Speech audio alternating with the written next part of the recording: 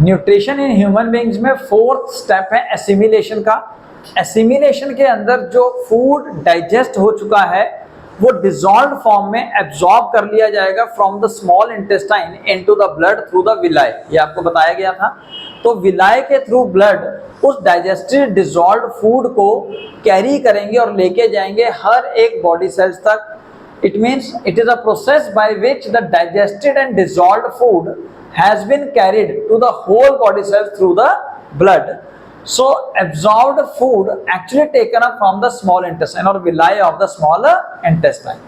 उसके बाद ये जो food होगा वो use किया जाएगा by the cells to produce energy and for growth also. So each cell assimilate the digested food for the production of energy.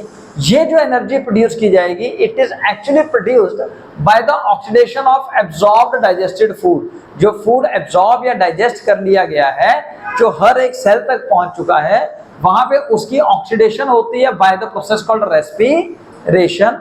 तो रेस्पिरेशन से जो एनर्जी प्रोड्यूस होगी उस एनर्जी को यूज किया जाएगा by the body for growth, repair, reproduction और various life processes. अब जो अनयूटिलाइज्ड या एक्सेस में फूड बच जाएगा, यानी कि जो फूड रिमेन्ड बचेगा, that food actually stores in the form of glycogen into liver and the muscles. तो लीवर और मसल्स के अंदर जो इमीडिएटली फूड यूज नहीं हुआ है वो स्टोर हो जाएगा इन द फॉर्म ऑफ ग्लाइकोजन। और जब फास्टिंग करेंगे या जब आपको फूड की रिक्वायरमेंट होती है और उस टाइम पे इमीडिएटली नहीं मिलता है तो उस टाइम पे ग्लाइकोजन ही कन्वर्ट हो जाता है इनटू ग्लूकोज। ठीक है जी। जैसा आपने देखा होगा कभी भूख लगती है बहुत ज्यादा, एक पर्टिकुलर टाइम पे भूख लग गई, अगर आपको उस टाइम पे खाना मिल जाए देन वेल एंड गुड। अगर खाना ना मिले तो थोड़ी देर के बाद आपकी जो भूख होती है वो सेटल डाउन हो जाती है, बिकॉज उस टाइम पे लीवर और मसल से ये ग्लाइकोजन दोबारा कन्वर्ट हो जाता है इनटू ग्लूकोज। नहीं तो व्रत। Last step egestion.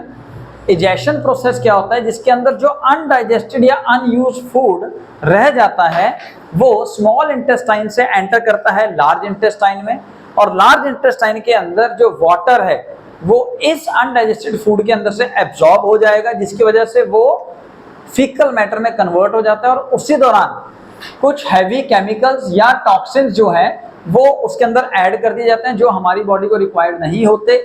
So we can say egestion is a process in which the undigested food first enter into the large intestine from the small intestine, where the undigested food convert into the fecal matter. ये stool है पुत्र, इस stool को कैसे prepare किया जाएगा? by absorbing the water and adding heavy and toxic chemicals into it.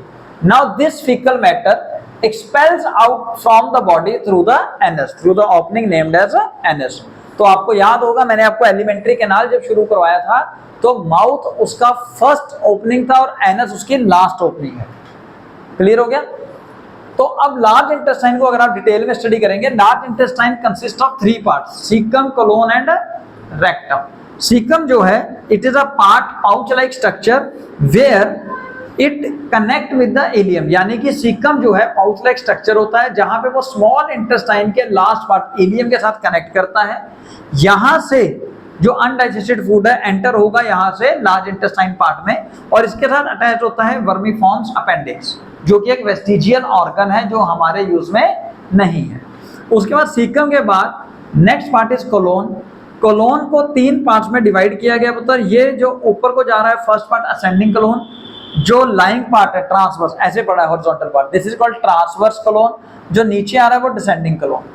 तो इस कोलोन एरिया के अंदर फाइनली एब्जॉर्प्शन ऑफ वाटर होता है और फीकल मैटर जो है वो कन्वर्ट होता है फ्रॉम द अनडाइजेस्टेड फूड, और यहाँ पे ही जितने भी टॉक्सिन्स हैं वो बॉडी के एड ऑन हो जाते हैं इनटू द फीकल मैटर। उसके बाद लास्ट पार्ट है रेक्टम का।